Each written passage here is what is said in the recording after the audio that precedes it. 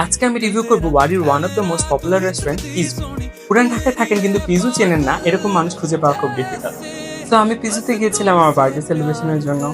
Starter হিসেবে আমি order করেছিলাম তাদের চিকেন কাটসু অ্যান্ড ফ্রাইস, অ্যান্ড এর পাশাপাশি আমি অর্ডার করেছিলাম ওদের থাই স্যুপ, অ্যান্ড মেইন কোর্সে আমি অর্ডার করেছিলাম তাদের আলফ্রেডো চিকেন পিজা। প্রত্যেকটা ফুড আইটেমে আমার বেশ ভালো লেগেছে, and price was also reasonable. Chicken কাটসুর দাম ছিল 385 টাকা।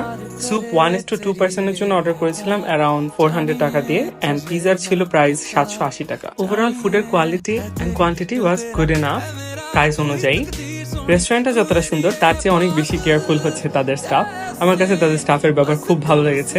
পিজু রেস্টুরেন্টটা 2টা ফ্লোর নিয়ে করা। নিচে ওদের একটা সুন্দর ইন্টেরিয়র আছে, অ্যান্ড উপরে তাদের রুফটপ আছে। আপনারা চাইলে উপরে রুফটপে বসতে পারেন। যেহেতু অনেক গরম তাই আমি আসলে রুফটপে যাইনি। আপনারা যদি পিজুর রুফটপের উপর একটা ভিডিও চান আমাকে অবশ্যই জানাবেন, আমি চেষ্টা করবো আপনাদের একটা ভিডিও মেক করে দিতে। Till then